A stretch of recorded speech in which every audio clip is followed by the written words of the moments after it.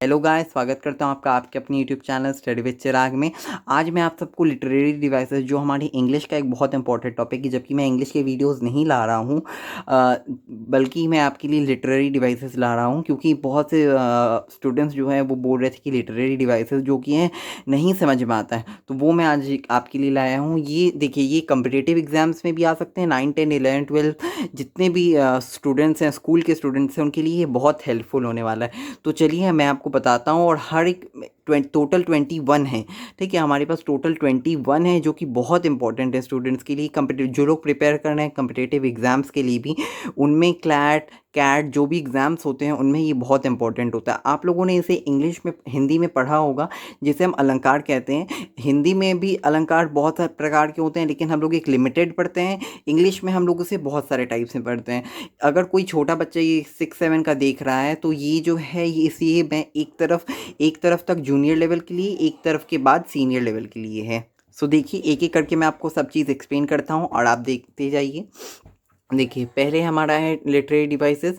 First है alliteration. हम लोग पहले पढ़ेंगे एलिट्रेशन, फिर पढ़ेंगे रिपीटिशन, फिर पढ़ेंगे anaphora, hyperbole, assonance, personification, allusion, consonance, oxymoron, irony, pun, onomatopoeia, transferred epithet, फिर उसके बाद tautology, pathetic fallacy, metonymy, synecdoche, satire, repetition, antithesis और इमेजरी। इसमें से कुछ कुछ जूनियर लेवल तक ही हैं, उसे मैं आपको वीडियो के स्टार्ट होने से पहले जो लेक्चर्स हैं बता दूंगा, और उन्हें सिर्फ जूनियर्स तक ही पढ़ना है, और जो है वो सभी सीनियर लेवल के एग्ज़ाम्स, कम्पिटिटिव एग्ज़ाम्स के लिए हैं। तो पहले हम लोग पढ़ेंगे एलिट्रेशन और रिपीटेशन। तो चलिए शुरू करते हैं एलिट्रेशन और रिपीटेशन। मैंने अभी तक आपको ब्रीफ आउटलाइन दे दिया।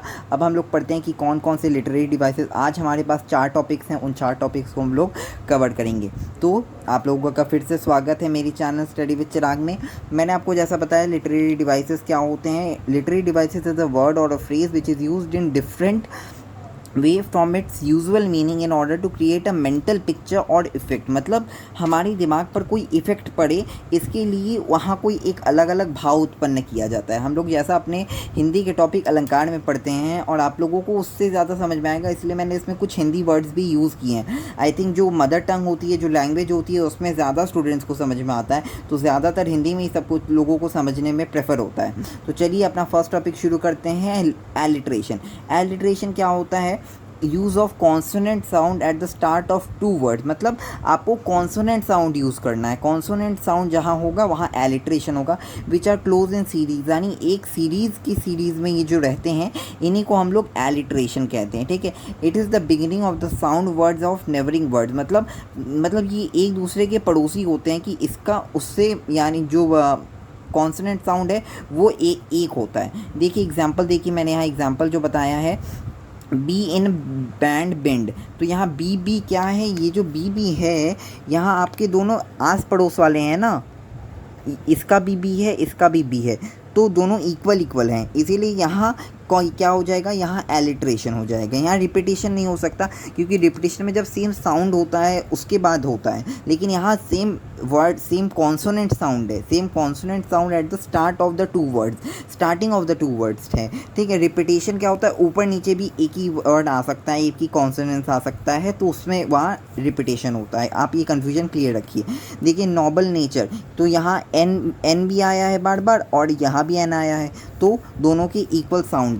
अब इसके बाद देखिए मैंने कुछ एग्जांपल्स आप लोगों के लिए लिखा है। स्प्राउटिंग शेडी, यहाँ एस की बार बार रिपीटिशन हुई है, यहाँ मेरा ये मतलब नहीं है कि रिपीटिशन का एग्जांपल है, एस बार बार आया है, इसलिए यहाँ एलिट्रेशन है, क्योंकि नेबरिंग वर्ड्स हैं। आप एक वर्ड याद रखिए, नेबरिंग जब याद रहेगा तो आपको ईजिली याद आ जाएगा कि हाँ ये तो लिटरेरी डिवाइसेस में मैंने पढ़ा था। देखिए इसके बाद, the terrible tiger toad the towel. The terrible पूरा देखिए एकदम इक्वल है, टी है, इसीलिए यहाँ एलिट्रेशन है। मुझे लगता है इसे हिंदी में हम लोग अनुप्रास अलंकार बोलते हैं, जहाँ एक ही वर्ण की आवृत्ति बार बार होती है। वर्ण यानी कि कॉन्सोनेंट, ठीक है। उसके बाद Peter, Piper, picked, a packet of pickled peppers. ये वाला थोड़ा सा ये जैसे आप लोग टंग ट्विस्टर्स पढ़ते हैं वैसे है। तो यहाँ पी की आवृत्ति बार बार हुई है, पी का बार बार आना हुआ है, तो that is why here we have alliteration. Then see the next example, sea shells by the sea shore. यहाँ एस का रिपीटिशन एस बार बार आया है, तो इसीलिए आपके यहाँ क्या है, यहाँ आपका एलिट्रेशन है। हमारा सेकेंड लिटरेरी डिवाइसेस कौन सा है, सेकेंड है एनाफोरा। एनाफोरा क्या होता है, इन राइटिंग और स्पीच द डेलिबरेट रिपीटेशन यानी मतलब यहाँ जो एक ही वर्ड का रिपीटेशन, या आप इसे यमक अलंकार पढ़ सकते हैं कि इसमें डिफरेंट वर्ड होते हैं, मतलब सेम ही वर्ड होता है, बार बार आता है। सो इन राइटिंग और speech the deliberate repetition of the third part of the sentence in order to achieve an artistic effect में यानी कि आपके दिमाग में उसका कुछ पिक्टोरियल इफेक्ट पड़े, तो हम लोग उसे क्या बोला जाता है, एनाफोरा कहते हैं। एग्जाम्पल देखिए स्टूडेंट्स, क्या है, run azure on gold sands and let their tongues. तो रन एज्योर, यहाँ ये एक लाइन थी, उसके बाद देखिए run naked into the books and white and green leave open. तो यहाँ रन बार बार आया है, ठीक है, तो यहाँ आपका क्या हो जाएगा, यहाँ आपका repetition of the same word है। जब सेम वर्ड आता है बार बार तो उसे हम लोग एनाफोरा कहते हैं। जैसे हम लोग हिंदी में यमक अलंकार कहते हैं, उसमें अर्थ अलग होते हैं, लेकिन ये भी एक उसी तरीके से अगर आपको समझना हो। तो उसके बाद देखिए यहाँ है हमारा reach for a leaf, reach for a cloud, reach for a sky of blue. यहाँ रीच बार बार आया है, तो आपका यहाँ क्या हो जाएगा, यहाँ आपका एनाफोरा हो जाएगा। अगर आपको कोई डाउट है आप बता सकते हैं। उसके बाद देखिए, उसके बाद है हमारा हाइपरबोल। उसके बाद है हमारा स्टूडेंट्स हाइपरबोल। हाइपरबोल मतलब आप पूरी तरीके से ये मेरी बात को आप समझिए कि हाइपरबोल का मतलब होता है अतिशयोक्ति अलंकार। अतिशयोक्ति अलंकार का क्या मतलब है कि किसी भी चीज़ को बढ़ा चढ़ा कर कहना, कोई एक्स्ट्रा मीनिंग निकाल कर कहना, कि छोटी सी बात को आप बढ़ा चढ़ा कर कहें, बहुत extravagant. An extravagant statement the use of exaggerated यानी ज़्यादा मात्रा में terms for the purpose of emphasis, मतलब जताने के लिए ज़्यादा मात्रा में बढ़ा चढ़ा कर जो बातों को कहा जाता है उन्हें हम हाइपरबोल लिटरेरी डिवाइसेस कहते हैं। A dozen of eyeballs on the floor. A dozen of eyeballs, क्या आई बॉल मतलब यानी आपके आंखों के अंदर वो जो बॉल है, क्या वो बहुत सारे हमारे फ्लोर पर पड़े हो सकते हैं? बिल्कुल नहीं, वो असंभव है। तो यहाँ आपका हाइपरबोल है। She cried so long that she made a cake. मतलब रोने से क्या कभी केक बन सकता है? क्या आंसुओं से कभी कोई केक बन सकता है? मतलब यहाँ ये भी हम लोग लिख सकते हैं, she cried so long so that she had made a river।